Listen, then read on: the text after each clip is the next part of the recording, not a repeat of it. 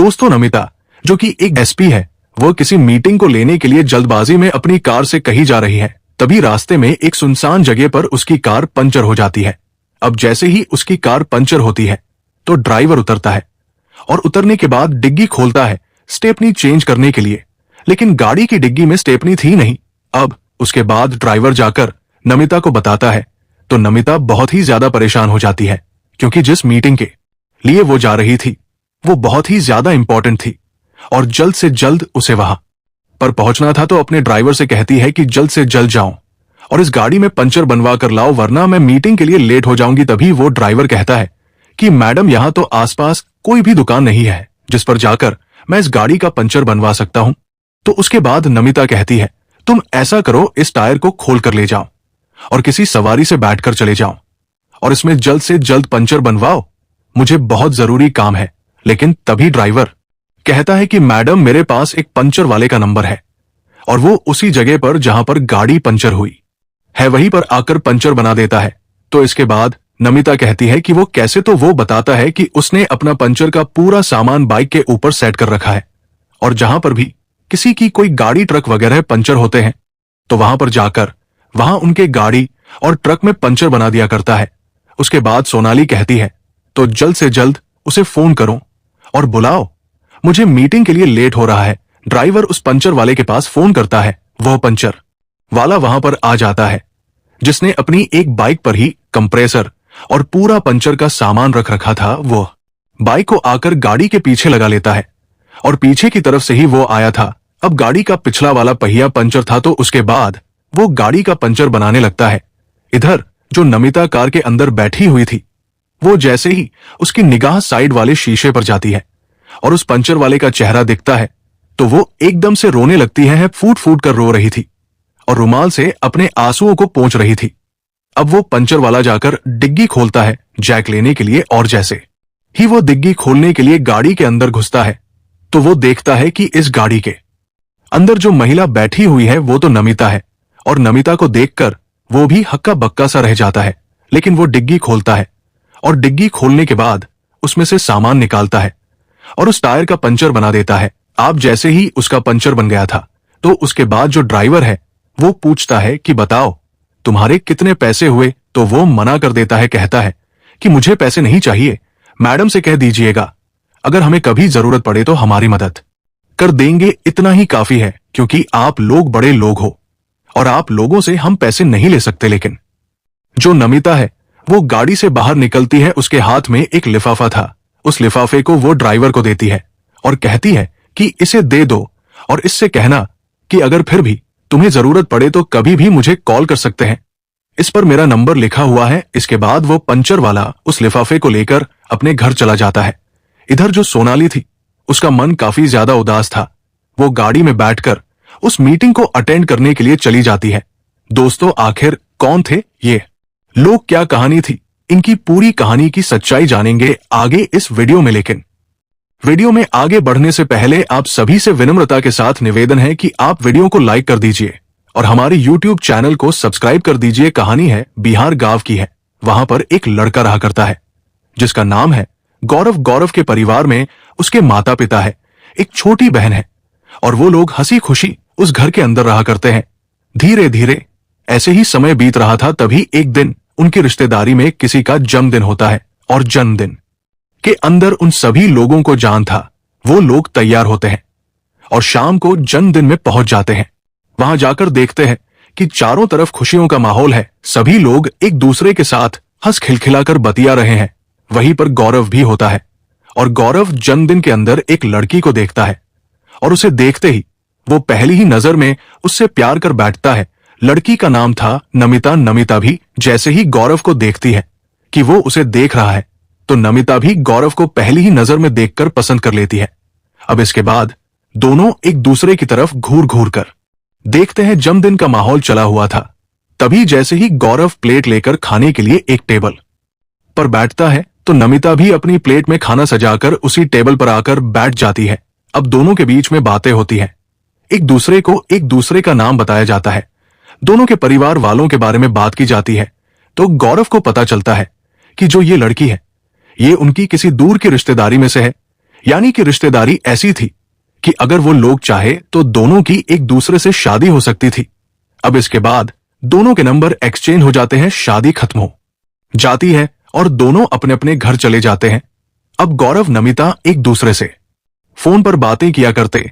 अब बातों ही बातों में उन्हें पता चलता है जो सोनाली है वो काफी अमीर परिवार की लड़की है। इधर जो गौरव था वो मिडिल क्लास फैमिली से बिलोंग करता था। उनके पास ज्यादा रुपया पैसा तो नहीं था, लेकिन उनका गुजारा अच्छी तरह से हो जाया करता था। धीरे धीरे उनकी बातें चलती रहती है और बातों ही बातों में वह दोनों एक दूसरे से बेइंतहा प्यार करने लगते हैं। अब उन दोनों को एक दूसरे से प्यार हो गया था तो एक दिन नमिता फोन पर गौरव से कहती है कि गौरव क्यों ना हम दोनों एक दूसरे से शादी कर ले। तो उसके बाद गौरव कहता है कि तुम तो पैसे वाले लोग हो और हम गरीब आदमी हैं, क्या हमारे घर वाले हमारी शादी को अनुमति देंगे? अब इस बात को सुनकर नमिता भी एग्री करती है, कहती है कि हाँ ये बात तो तुम ठीक कर रहे हो, घर वाले इस बात के लिए कभी नहीं मानेंगे कि मैं तुमसे शादी करूं।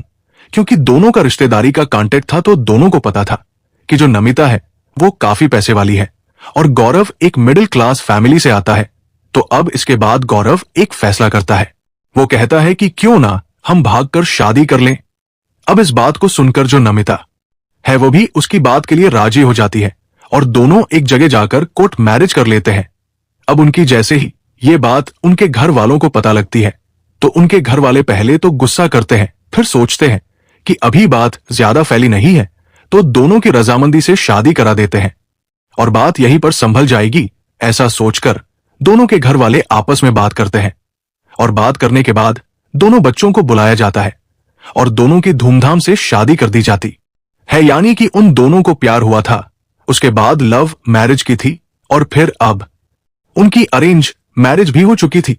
अब शादी होने के बाद गौरव और नमिता एक घर के अंदर हंसी खुशी रहा करते हैं और नमिता वो पढ़ने लिखने में काफी ज्यादा होशियार थी। वो गौरव से कहती है कि गौरव मैं आगे पढ़ना चाहती हूँ और मैं अपनी पढ़ाई के दम पर किसी बड़ी पोस्ट को हासिल करना चाहती हूँ। तो गौरव कहता है कि ये तो बड़ी अच्छी बात है, लेकिन ज्यादा पढ़ाई को टाइम दोगी तो घर गृहस्थी को कैसे संभालो? उसके बाद नमिता कहती है कि ये सब कुछ मैं अपने आप संभाल लूंगी, मैं पढ़ाई करके कुछ बड़े मुकाम को हासिल करना चाहती हूं। तो गौरव भी इस बात में उसकी सहमति जताता है और नमिता वहीं पर रहकर कर अपनी पढ़ाई को जारी करती है। इधर जो गौरव के घर वाले थे वो भी उसकी पढ़ाई को ज्यादा रोक टोक नहीं किया करते थे, वो भी अपनी बहू को पढ़ने दिया करते थे। धीरे धीरे समय बीतता है और समय के साथ साथ जो नमिता है उसको गौरव में बहुत सारी कमियां दिखाई देने लगती हैं। उसके घर में कमियां दिखाई देती हैं, गौरव के अंदर कमियां दिखाई देती हैं।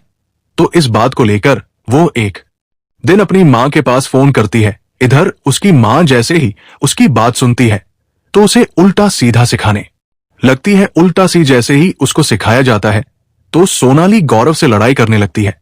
अब जैसे ही सोनाली गौरव से लड़ाई करती है तो उसके बीच में उसकी सास भी पार्ट प्ले करती है और कहती है कि बेटी अगर तू पैसे वाले घर की बेटी है तो हमने तुमसे थोड़ी ना कहा था कि तू हमारे बच्चे से शादी कर, तुम पहले ही शादी से मना कर देती। अब तो तुम्हारी शादी हो गई है, अब तुम घर में कमी निकालो या इस लड़के में कमी निकालो, इसका कोई मतलब नहीं बनता। धीरे धीरे टाइम बीतता रहता है और टाइम बीतते बीतते उनकी शादी को 2 साल हो जाते हैं और 2 साल बाद उनकी लड़ाई कुछ ज्यादा ही बढ़ गई थी। तभी एक दिन किसी छोटी सी बात को लेकर उन दोनों की लड़ाई होती है और उस लड़ाई को लेकर जो नमिता है वो अपने मायके चली जाती है। मायके जाने के बाद वो वहां से तलाक का केस फाइल कर देती है। आप दोनों का तलाक हो जाता है। तलाक होने के बाद नमिता अपने घर पर है और इधर जो गौरव है वो अपने घर पर है। अब नमिता पढ़ाई लिखाई तो कर ही रही थी, धीरे धीरे वो पढ़ाई करती है और पढ़ाई करने के बाद वो एक एसपी बन जाती है। इधर जो गौरव है जैसे ही उसका सोनाली से तलाक हुआ था तो उसके बाद उसके परिवार में कुछ ठीक नहीं रहने लगा। धीरे धीरे करके एक से एक उन पर मुसीबतें आने लगी और मुसीबतों के चलते उनकी जो कुछ भी जमीन थी जिस पर वह खेती किया करते थे वो सारी बिक जाती है। अब जमीन बिक गई थी, घर का गुजारा करने के लिए गौरव को कोई ना कोई काम करना था और काम की तलाश में इधर उधर घूमता फिरता है। तभी उसका एक दोस्त था जो पंचर की दुकान चलाया करता था, तो वो उसके पास बैठा हुआ था। वो उसे अपनी सारी बातें बताता है और कहता है कि यार घर का खर्च चलाने के लिए कुछ ना कुछ काम तो करना ही होगा।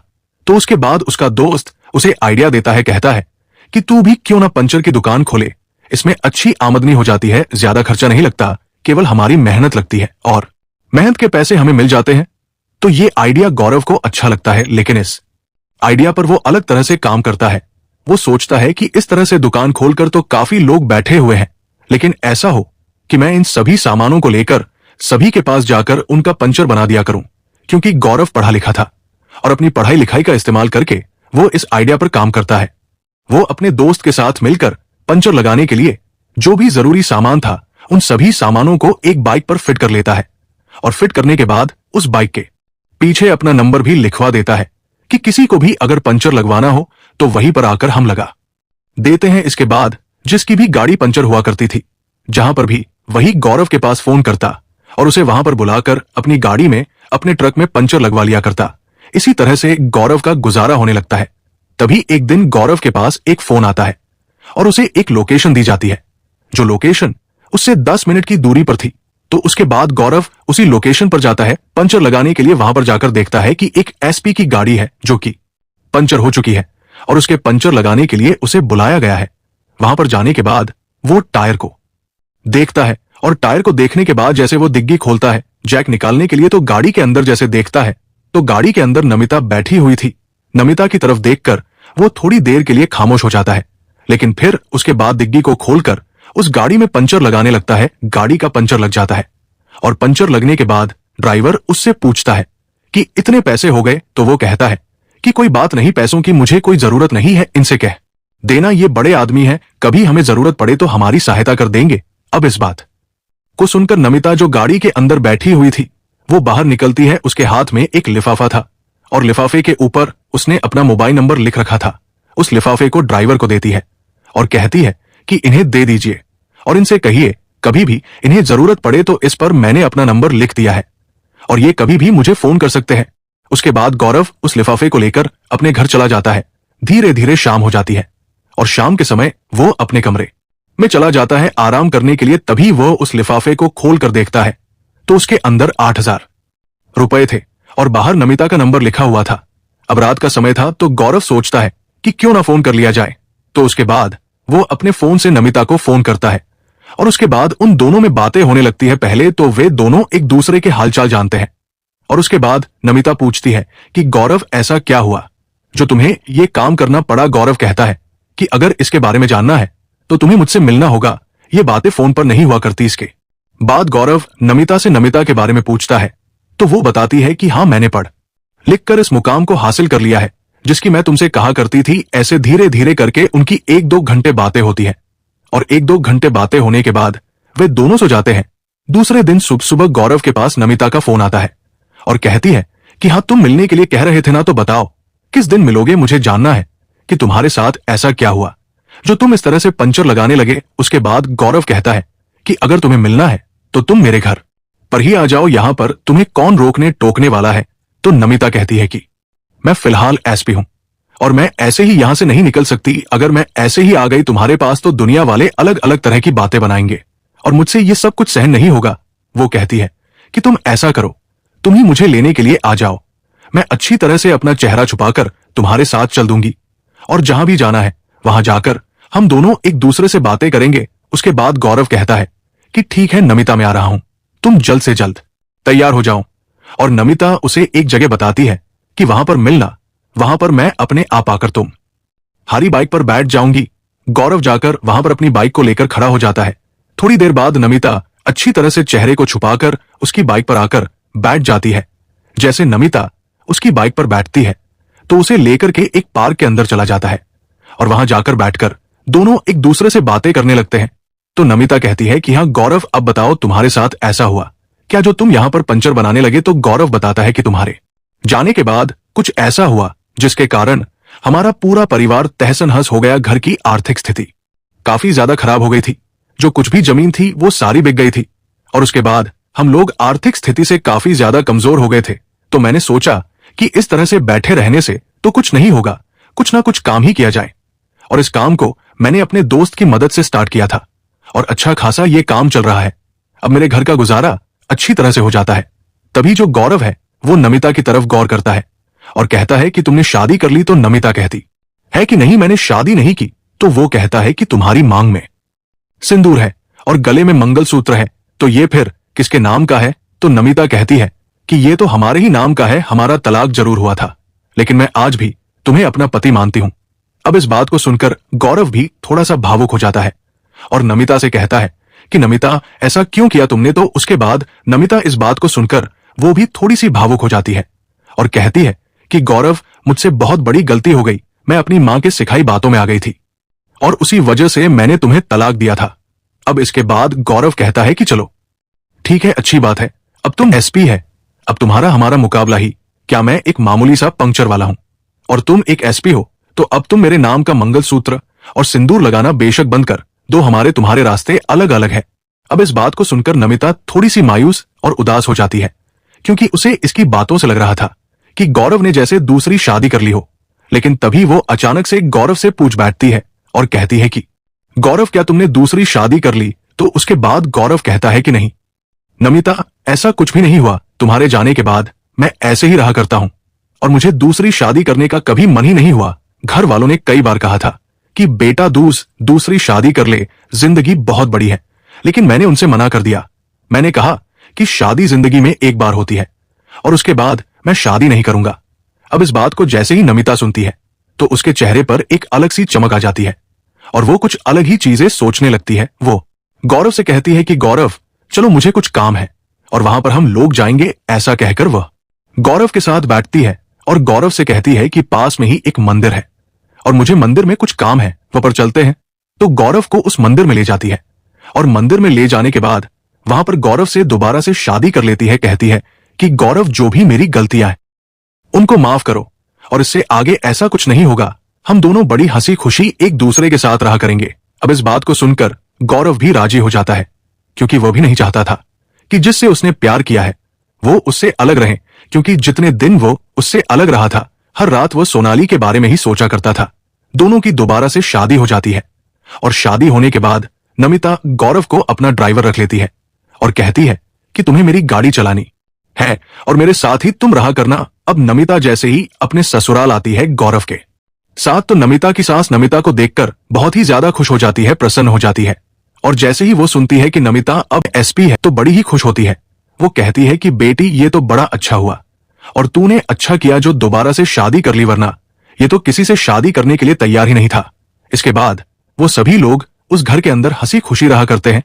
तो दोस्तों, ये थी कहानी गौरव और नमिता की, जहां पर दोनों एक दूसरे से अलग हुए और अलग होने के बाद दोबारा से मिल गए। आप इस कहानी के बारे में जो कुछ भी कहना चाहते हो अपनी राय कमेंट बॉक्स में लिख सकते हो, लोगों के साथ शेयर कर सकते हो। इन कहानियों को सुनाने का उद्देश्य आपको परेशान करना बिल्कुल भी नहीं है। ये कहानी आपको इसलिए सुना जाती है ताकि आप लोग इन कहानियों में से कुछ ना कुछ सीख सके और अपने जीवन में उस चीज को अप्लाई कर सको। आप सभी लोगों का बहुत बहुत धन्यवाद।